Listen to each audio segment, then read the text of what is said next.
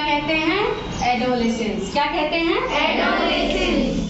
Adolescence जो है ये कब शुरू होता है? जानने वाली बात जो है वो ये है कि अगर किशोरावस्था मनुष्य के जीवन की एक अवस्था है तो ये शुरू कब होती है? ये शुरू होता है जो वो 11 से 12 साल के बीच में शुरू होता है और ये कब तक होता है? 18 से 19 साल तक। ठीक है।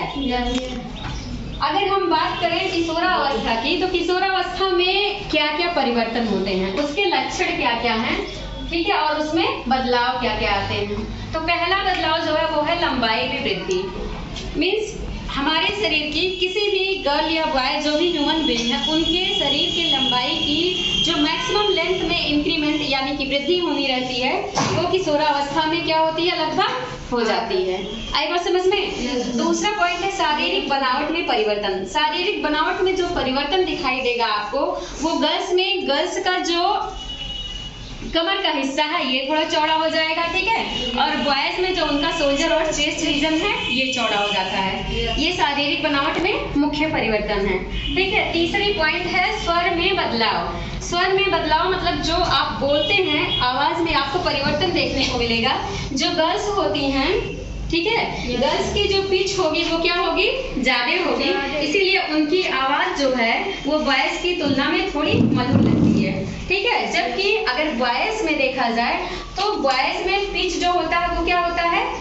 लो होता है। पिच क्या होता है? लो होता है। पिच को हिंदी में तारत्व कहा जाता है। क्या कहा जाता है? तारत्व। इनका तारत्व क्या होता है? कम होता है, इसीलिए इनकी आवाज गर्ल्स की तुलना में थोड़ी मोटी होती है। ये तारत्व में जो परिवर्तन देखने को मिलता है वो हमारे यहाँ गले पे एक क्या है? ऑर्गन है, ठीक है, जिसे बोला जाता है एडम्स एप्पल, या कॉमन भाषा में इसी को सामान्य भाषा में हम बोलेंगे वॉइस बॉक्स। ठीक है। ये वॉइस बॉक्स जो होती है, वॉइस बॉक्स जो बॉयज हैं यानी मेल में ये बाहर की तरफ उभरा हुआ दिखाई देता है, ठीक है, लेकिन फीमेल में ये उभार देखने को आपको नहीं मिलता है। ठीक है। ये बॉयज में जो होता है वो गर्ल्स के कंपैरिजन में बड़ा होता है, इसीलिए तारत्व तो उनका क्या होता है? कम होता है, और हम लोगों में क्या होता है? उनके कंपैरिजन में छोटा होता है वॉइस बॉक्स या एडम्स एप्पल। इसीलिए हमारा जो पिच होता है, गर्ल्स का पिच जो होता है वो क्या होता है? हाई होता है। ठीक है। अगली पॉइंट है स्वेद एवं तैल ग्रंथियों में सक्रियता। स्वेद मतलब हो गया स्वेट यानी पसीना, ठीक है, पसीने की स्मेल जो होती है वो क्या होती है? तीक्ष्ण हो जाती है। अगला है तैल ग्रंथियों में सक्रियता। ऑयल ग्लैंड जो है वो हमारी बॉडी में कहाँ पर? ये नेक रीजन और फेस रीजन में ज्यादा एक्टिव हो जाती है। ठीक है। इसी वजह से जैसे ही आप एडोलेसेंस में पहुंचते हैं पिंपल्स का आना शुरू हो जाता है। उसके पहले भी पिंपल्स आते हैं? 11-12 साल की उम्र के बाद ही पिंपल्स आना शुरू होते हैं। क्लियर ना? यस। नेक्स्ट जो है वो है जननांगों की परिपक्वता। ये बहुत ही इंपॉर्टेंट पॉइंट है। देखिए इसमें क्या होगा और कैसे होगा।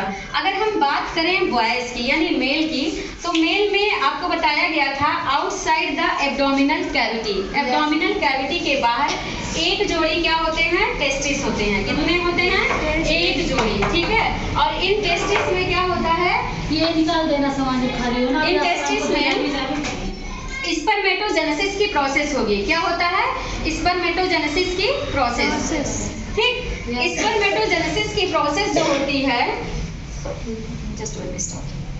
थोड़ी टेस्टिस होता है, और ये टेस्टिस जो है इसमें क्या होता है?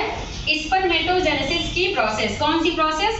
स्पर्मेटोजेनेसिस। और ये स्पर्मेटोजेनेसिस जो होता है वो किस हार्मोन की उपस्थिति में होता है? टेस्टोस्टेरोन। यानी कि जो बॉयज हैं उसमें टेस्टोस्टेरोन हार्मोन का फॉर्मेशन शुरू हो जाता है। ठीक है। और ये हार्मोन जो है वो क्या करता है? स्पर्म का फॉर्मेशन करता है। किसका फॉर्मेशन? स्पर्म का। स्पर्म कहाँ बनेगा? टेस्टिस में। स्पर्म कहाँ बनेगा? टेस्टिस में। क्लियर? यस। नेक्स्ट अगर हम बात करें गर्ल्स यानी कि फीमेल्स की, तो फीमेल्स में क्या होता है? एक जोड़ी क्या पाई जाती हैं? ओवरीज। कितना पाई जाती हैं? 1 पेयर ओवरीज। और इन ओवरीज में एस्ट्रोजन हार्मोन की उपस्थिति में oogenesis की प्रोसेस होती है। किसकी उपस्थिति में? एस्ट्रोजन हार्मोन की उपस्थिति में oogenesis की प्रोसेस होती है, और इस प्रोसेस के द्वारा क्या बनता है? ओवम या एग बनता है। क्या बनता है? ओवम या एग बनता है। आई बात समझ में? ये ओवम और एग जो है इनका फॉर्मेशन एडोलेसेंस में ही शुरू होता है। कब शुरू होता है? एडोलेसेंस में। ठीक है, फिर इनका फ्यूजन होगा, जाइगोट बनेगा और नेक्स्ट जनरेशन आएगी, वो बाद की बातें हैं। अगला है मानसिक एवं संवेदात्मक विकास। मानसिक और संवेदात्मक विकास में आप लोगों ने फील किया होगा आपका बिहेवियर जो है एक दूसरे के कंपैरिजन, एक दूसरे के लिए, जैसे बॉयज का गर्ल्स के लिए और गर्ल्स का बॉयज के लिए जो पहले था वो वैसा नहीं होगा। अब आप कोई भी बातचीत करने में थोड़ा सा संकोच महसूस करते हैं, उतना ओपन बात नहीं करते हैं, बिहेवियर में थोड़ा सा चेंजिंग आता है। कोई भी डिसीजन आप लेते हैं तो वो सोच कर लेते हैं, इमोशनल होकर लेते हैं। दूसरा जो है वो मानसिक विकास 18 साल की उम्र तक लगभग 80% से ज़्यादा हो चुका होता है।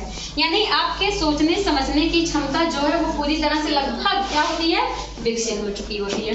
तो ये थे क्या किशोरावस्था के मुख्य लक्षण और आपके यानी ह्यूमन बीइंग के शरीर में होने वाले परिवर्तन। Any problem? No, ma'am. Any question? No, ma'am. Okay, thank